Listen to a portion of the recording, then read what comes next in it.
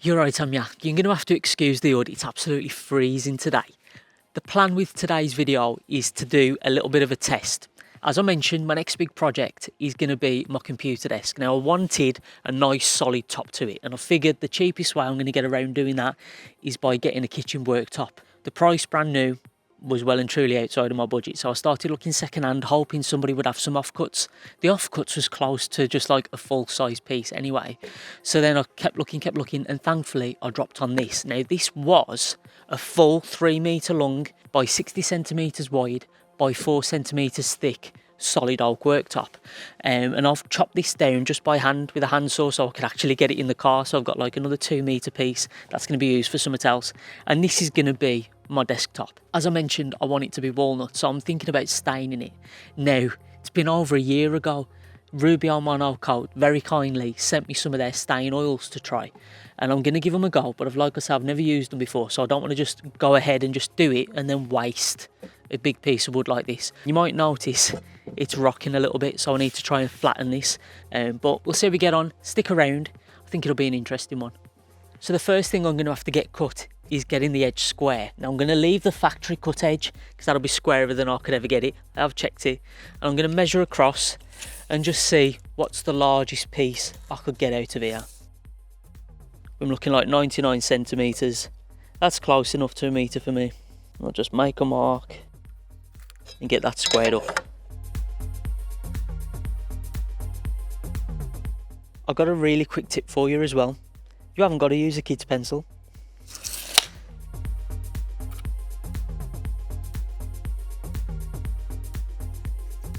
And to make the cut, I'm just going to use my track saw. You could use a circular saw and a straight edge, but these are brilliant. It makes it so much quicker. Just drop the track on the line that I've marked, and then we can make the cut.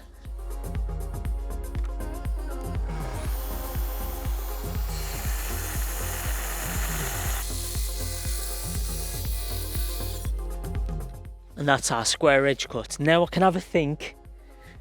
Do I put a bevel on or don't I? Why is it always these decisions that I struggle with? My kind of thinking is to have an under bevel rather than beveling from the top. So I'd probably leave, I don't know, 5mm, 6mm, and then bevel the angle going that way to make it like a bit of a recess underneath, and obviously do the same from here. I really don't know, because I want it to look thick, but I also want it to look sleek. So this should do like the best of both worlds. I'll just do the three, do the front, the side. I think that'll look nice. So I will do that, but first I'm going to have to make sure it's flat. So I'm going to get it sanded, get it planed, and then we'll come back, and I might have changed my mind by then as well. Now, before I start sanding anything, I've got to first try and deal with this cup. I need to try and flatten it a bit. So I'm going to use the planer. It'll be a lot quicker. I'm using the electric plane. I'm useless with a hand plane. Oh, and if you're wondering what Rudolph's still doing here, he's been isolating, bless him. So I'm going to use this spirit level. I'm just going to offer it up, and as you can see, it has cupped quite a bit, the full distance as well.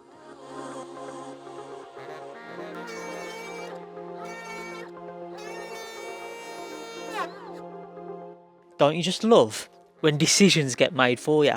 This will now be the bottom of the desk, and I will put that chamfer on. It's got nothing to do with me taking a big chunk out at the end, nothing at all. It's just, I think it'll look nice, I like that.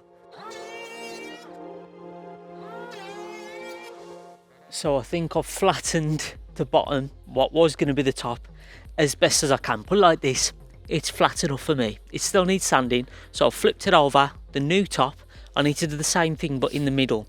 This side's got the crest in the middle, so I'll take a bit down, check it with the spirit level, get it as close as flat as I can, and then it's on to sanding. Now, Trend did very kindly send me this 18 volt cordless sander.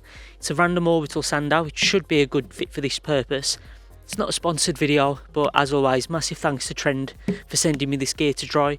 There's a link in the description to go and check it out if you're interested. This is my first time putting it through its paces, so let's see how it performs. I've got Trend's 150 grit sandpaper on here as well, so it'll be interesting to see how that goes. I mean, it's nice and smooth.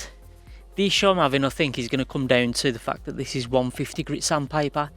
It's like the coarsest one that I've got at the moment. Ideally I'd be using like an 80 or even a 60 on this, because there are some deep grooves. I've got some pretty deep grooves here, so we need to sort this out. I can feel kind of the undulations, so I'm freezing.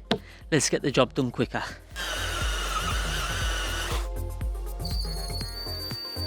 I really want to give these a go. So I've got the walnut opened up, and I'll give that one a go first.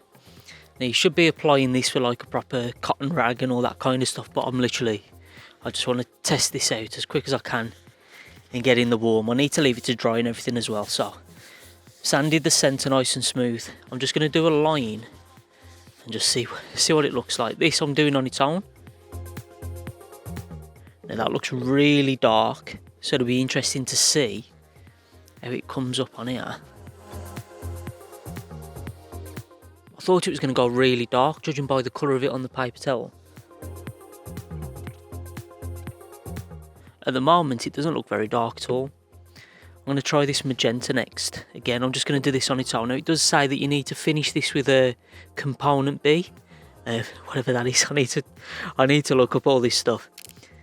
But this, I think, would make a fantastic accent colour. This pre-colour, as far as I can tell, just gives you like a new option. So if you've already got a variety of different colours in this system, then the pre-colour you can add on and just change it a bit. I've seen a demo online of them using this black and then putting like a silver grey over the top, and it really picked it up in the softer grain, and the harder grain made it highlight it a lot more. It's all trial and error, be interesting. It's looking more walnut as time goes by.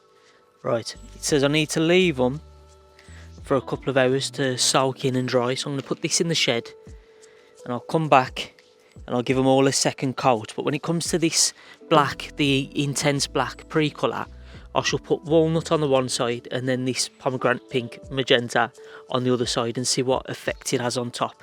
So I'm going to start with the walnut. It has darkened up a lot compared to what it was like when it first went on.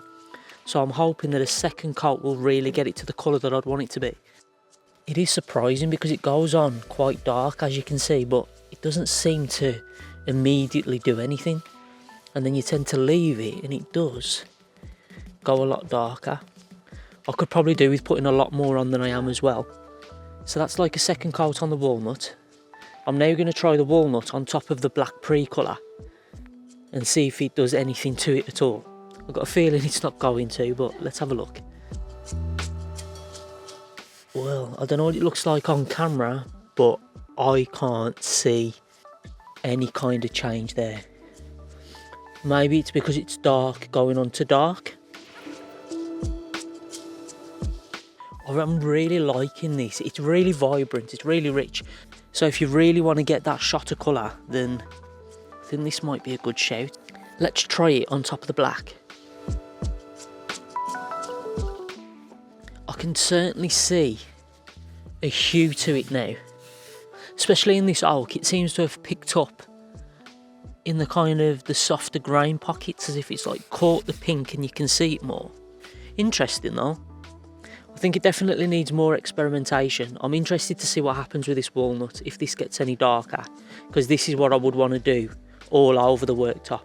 This magenta, I've got an idea for this for a separate part to the table, so we'll have a look. Right, so I've had a little play around with the different colours. I'm going to put that to one side now. I might actually try out the chocolate colour rather than the walnut, because I do want it a lot darker, so I'll probably save that for the actual computer desk build. The only thing really left to do now then is to get the sides cut. Now, as I say, I want to do a bevel, so I'm going to use my track saw to cut the bevel on the 3 edges. I'm going to go for 47 degrees.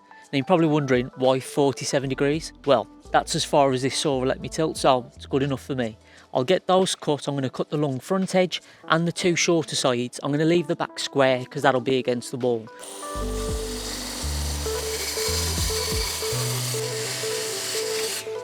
I think I'm just going to have to finish that off with the handsaw.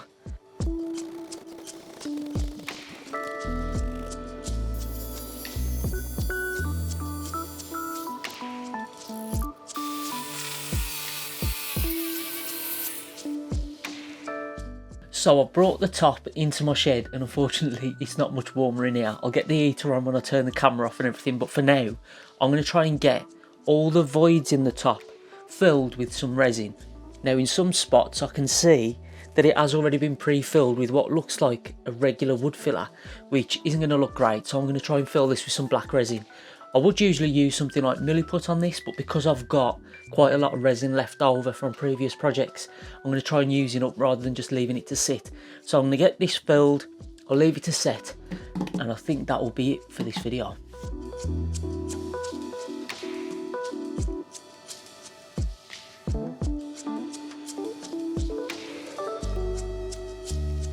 Right, I think I'm going to leave my little experiment there. Thanks for joining me along the way. I think we all have little practices like this when we've got a big project. You really don't want to waste the material. I didn't want to ruin this lovely piece of oak by putting a stain on that I didn't like, or even trying this bevel, and I'm happy with what I've done so far. This is going to be part of my new computer desk. So the little clips from this you'll probably see in that main video later on. But my next test is going to be actually having a practice at welding. So keep an eye out for that one. If you haven't subscribed to the channel, make sure you click subscribe and click the little bell icon as well next to it. That way you'll get a notification as soon as I upload a new video. So if you want to check me out, try my hand at a bit of welding, see how that comes out. And of course, if you want to see the actual finished desk in the end, make sure you get subscribed. If you like the video, if it's been helpful, please leave a like on it. And as always, any help and advice is always greatly appreciated in the comments down below. I'm making it up as I go along, I'm figuring it out as I go along, but I think that's the best way to learn. So honestly, any advice you've got, let me know. Can't thank you all enough. Catch you on the next one.